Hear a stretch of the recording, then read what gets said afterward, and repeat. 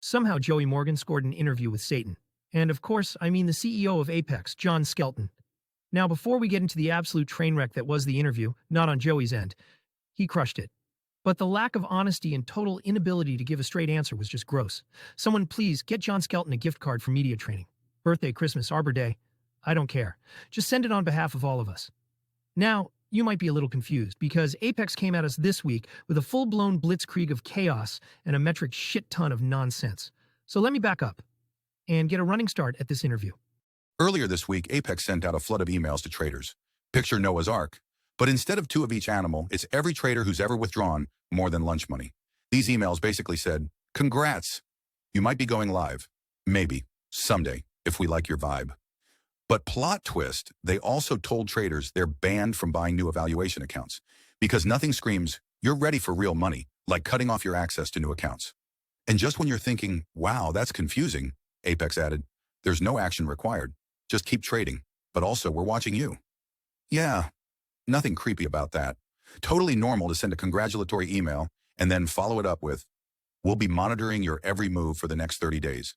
They're going to evaluate your trades, dig into your platform setup, and send you a transition questionnaire that basically reads, do you cheat, bot, multi-account, or breathe suspiciously between trades?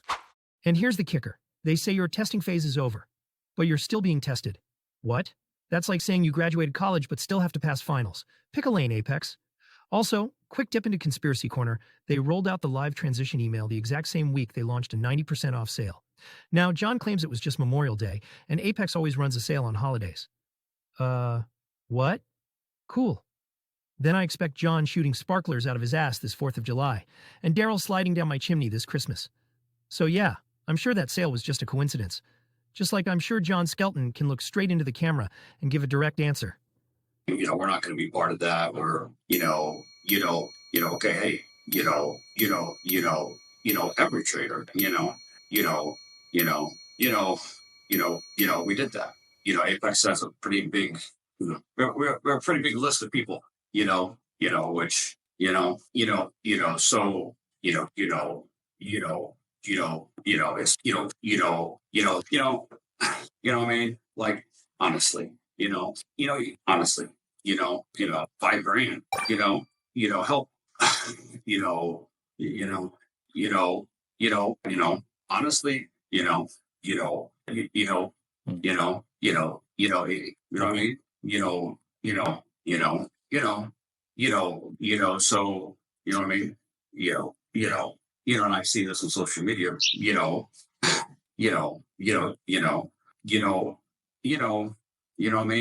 I mean? So, you need,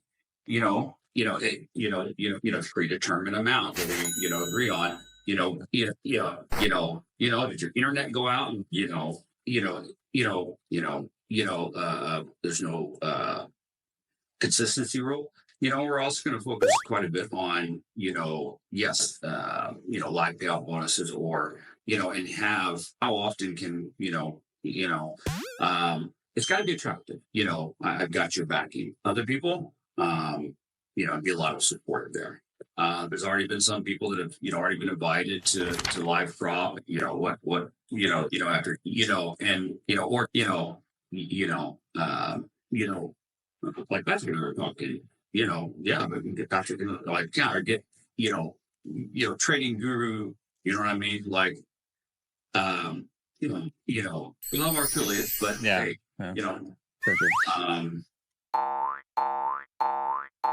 And I know what you're thinking. Wait, do we even know anyone who's actually gone live with Apex? No, we do not. Joey even ran a poll. And guess what? 58% of traders said they don't believe Apex will actually take anyone live. And speaking of not trusting Apex, yeah, it was pretty obvious no affiliates got the email. Because what could be worse than someone telling you to buy evaluation accounts when they can't buy them either? Now, the email sparked panic because, let's be real, prop traders are emotionally delicate creatures who live in constant fear of the word ban. And Apex's message read like a breakup text wrapped in a job promotion. But according to John Skelton, it's not a punishment. It's just a transition, like puberty, but for futures traders. Apparently, Apex has finally realized you can't just keep handing out millions in payouts every month, even though they just ran another 90% off sale to celebrate hitting $500 million in payouts. Nope. Not confusing at all. Totally normal. Everything's fine. So now Apex is rolling out this new live prop department. It's still under construction, probably another 8 weeks before it's fully operational. But apparently they're far enough along to start moving people into real accounts. But here's where it gets weird. You'd think they'd be moving the most successful traders first, right? The ones with the biggest payouts? Nope. John explains that some of the best candidates for live trading are people who've made almost nothing but have incredible risk management. They've got maybe 3 accounts. They build them slowly. They don't YOLO full-size contracts. They're basically the Mr. Miyagi of prop trading. Meanwhile, there are folks who've made hundreds of thousands but did it by burning through 800 accounts like they're playing a game of Financial Fruit Ninja. They might not be going live anytime soon, because as John puts it, we don't want people treating this like a video game. I know what you're thinking, but wait, isn't Apex the one who gamified prop trading?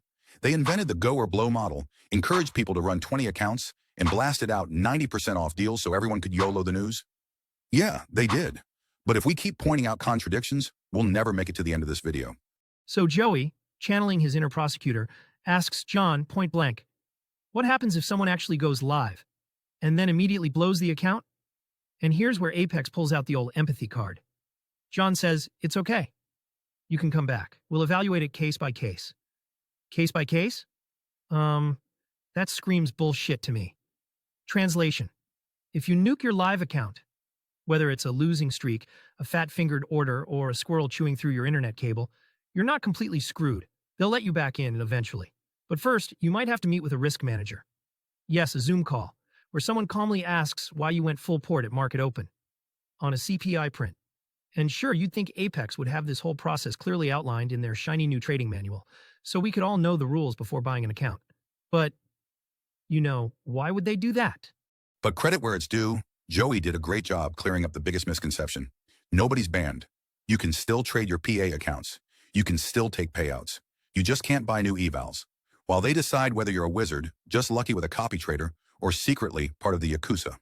Also, yes, some affiliates did receive the email. Who, you ask? So far, no one with more than 100 subscribers. And in a pattern that's becoming all too familiar, John admitted Apex still isn't quite sure what to do with affiliates. Because let's be honest, it's not a great look when someone's hyping evaluations to their audience, but can't actually trade them live on screen. There's a certain flash to juggling 20 eval accounts at once. And yeah, that spectacle just doesn't hit the same when you're quietly managing one lonely live account. In the interview, John said he called up Patrick Wieland and Trades by Matt like he was phoning a friend on Who Wants to Be a Millionaire. And the correct answer, of course? B, both of them are millionaires, thanks to their Apex affiliation. And honestly, I'm glad John reached out. It shows Apex is finally tapping into its affiliates, just like we've been asking them to. Patrick even posted on X that he gave John some suggestions, the kind most traders definitely won't love, like knocking the 20 account max down to just 10, or introducing a $200,000 payout cap, all in the name of getting people to a live account faster. Patrick's take? You may not like the changes, but if Apex is going to stick around long enough for any of us to get paid, then yeah, they're necessary. He's a big believer in helping the little trader, not building overnight millionaires. But even John knows, nobody's dying to go to a live account with a prop firm. I mean, why bother? If you're going to risk real money, why not just trade your own capital? Joey picked up on that right away and asked the obvious follow-up.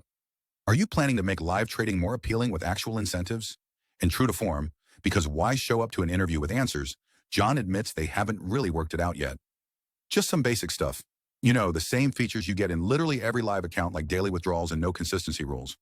And maybe, if you're really crushing it, they'll throw in a free therapist for when you revenge trade the NQ like it insulted your entire bloodline. And here's the wild part. They're planning to make it all public. Live trader stats, daily withdrawal numbers, transparent leaderboards. John even said they're going to split the payout lists. One for sim traders, one for live, like it's the trading version of Mean Girls. You can't sit with us, unless your payouts are real. Which, honestly, I'm all for it. If I'm going to be stuck in sim purgatory, I'd at least like to know exactly who I'm supposed to be jealous of. And realizing John was going to keep squirming in his seat, like a husband caught cheating, Joey abruptly ended the interview. And you'd think that was enough shenanigans for 1 week. But nope, there was yet another email, this time aimed at affiliates. John followed up with a fresh message, complete with a new video, basically repeating everything he had just said in the Joey interview.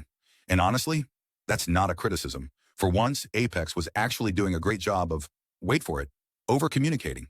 Yeah, I know, that sounds weird to say. Apex, over-communicating. It's like saying hell froze over. Doesn't even sound possible. And then everything went silent for the night. Next day, bam, kicked in the nuts again. Apex sends a letter to traders that says, from time to time, we review accounts and request further information to assure compliance, know your customer procedures, and to evaluate accounts. To be clear, this was a completely different email from the one that stopped people from buying new evals. The gist of the second one? You're a funded trader with Apex. You passed the eval. You danced with the devil in sim mode. You kissed consistency rules on the lips. You survived futures purge night. And just when you're about to request your sweet, sweet payout, boom, you get a love letter from Apex. But not the kind with hearts and flowers. No, this is the kind that makes your stomach drop faster than an NQ candle after Powell sneezes on live TV. Please read this entire email as it contains important information, which is corporate speak for, we think you're sus. Prove you're not a bot. Apparently your account has been randomly selected for review, a phrase that ranks right up there with, we need to talk, and your car warranty is about to expire. They want a detailed explanation of your entire trading strategy, your entries, your stops, your take profits, your trailing methods, why you might scale in or scale out, what indicators you use, and of course, if there's even a hint of an auto trader sniffing around your DOM. Because Apex doesn't just want to see your trades. They want to get to know them, date them, meet their parents. And here's the kicker. This love letter comes in multiple flavors. Some of you get asked for screenshots from the last 5 specific trading days, like May 6th, May 8th, May 13th, May 21st, and May 22nd. That's right, specific dates, like it's a pop quiz, and you forgot there was even a class. Others? You're told to show your homework for the next 5 to 10 trading days. Next, like into the future. So not only do you have to prove you weren't cheating before, now you've got to trade like you're being watched by the NSA after. And while this review is happening, forget about requesting a payout. That withdrawal button? It's just decorative now, like a vegan option at a barbecue. So yeah, buckle up. Because whether you're using tape reading, fibs, or just raw intuition and caffeine, you better have screenshots, annotations, and a strategy write-up that reads like a dissertation. Apex doesn't want your money until they get your soul. And that, folks, is the full Apex experience. A week-long roller coaster of corporate doublespeak, emotional whiplash, and enough gaslighting to power a small village. Traders were told they passed, but also might still be failing. Affiliates were ghosted, then serenaded, then left on red again. Everyone was either transitioning, under review, or randomly selected.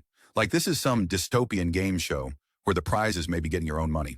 It's been a week of rules that aren't rules, evaluations that aren't over, and payouts that feel more like ransom notes than rewards.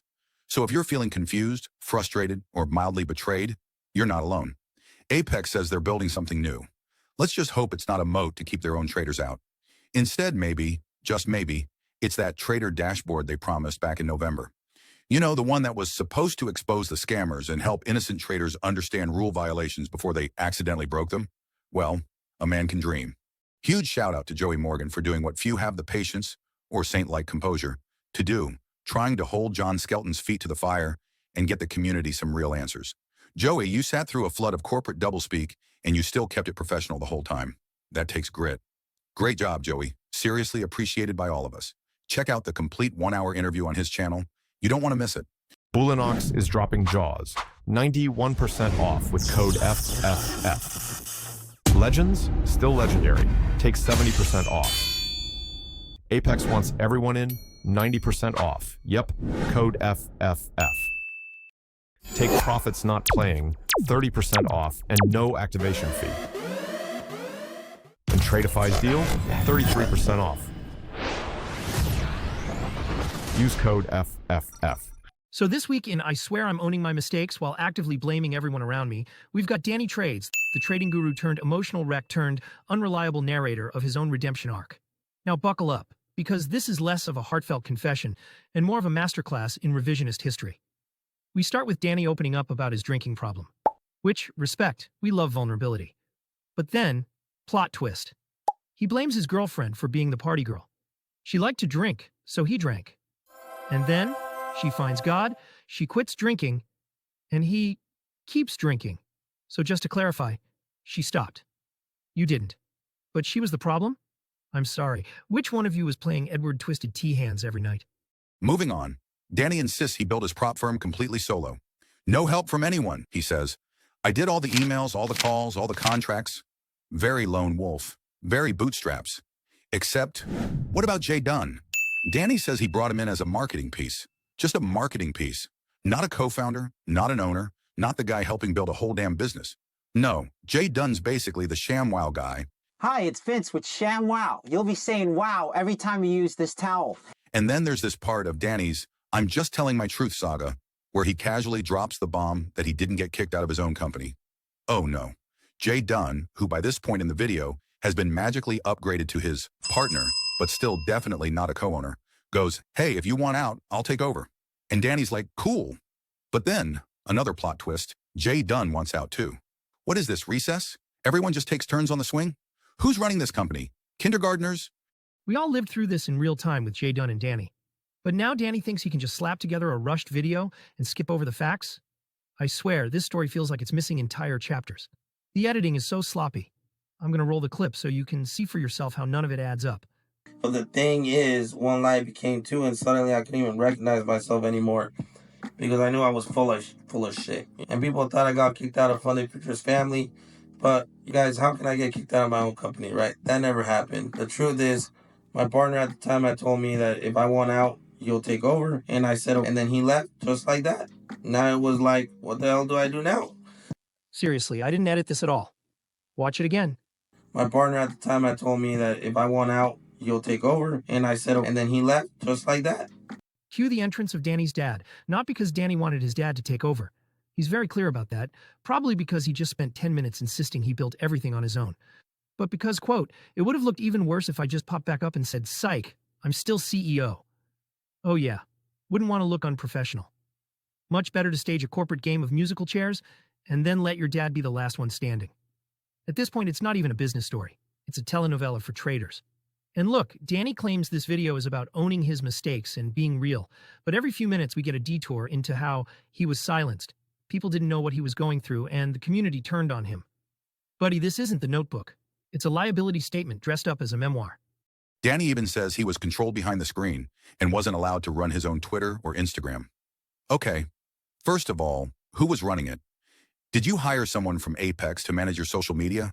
Because honestly, they're about the only people in the prop firm space who could have done a worse job. Let's not forget, most of Danny's drama started because of what was being posted on his socials. So if you weren't the one posting, what were you doing? Just watching your life implode like it was someone else's Netflix documentary? But sure, let's blame the mystery media manager. Danny, that's not a confession. That's a conservatorship. And let's be clear, you are not Britney Spears. They gave me likes, I gave them lies. Told myself it's truth in a better disguise. Paper trades, paid in pride. Giving the people what they want to buy. And just when you think he's done oversharing, he hits us with the ultimate plot twist. I was demo trading the whole time, because I couldn't handle my emotions. Oh, okay. So not only was this man emotionally spiraling, he was also cosplaying as a funded trader. But wait, it gets better. He says he was winning those demo trades. So let me get this straight. You're not even risking real money, but you still want credit like you just slayed the market? Do you see why the community turned on you? You were a member of Team Bull, a signal service dressed up like an education platform, and you were calling out paper trades, celebrating wins, and let's just say, acting like a full-blown arrogant asshole. And now you want sympathy? And just when you think the drama fest is over, Danny announces his big comeback. I'm starting a new show on Discord. Oh, good, because nothing says emotional stability and transparency like launching a paywalled group chat. He promises to be 100% transparent this time, which is adorable, because coming from the guy who demo traded through a divorce and blamed his tweets on the social media boogeyman, we're going to need more than a Discord invite to rebuild that trust. But hey, new chapter, new Danny, new Discord. Let's just hope this time the trades are real, and so are the apologies. Danny's video is a heartfelt letter, written to himself, blaming everyone else, signed with the revisionist history of a dementia patient. Congrats on being sober, Danny, genuinely. Wishing you the best. Thanks so much for watching. If you enjoyed this episode, click here to check out another great video or explore our full playlist for more. Watch time means the world to us, so please share this with your trading buddies. And if you don't have any, just watch it again yourself. Remember, trading is tough enough. We all deserve more laughs. Thanks again, and see you next week.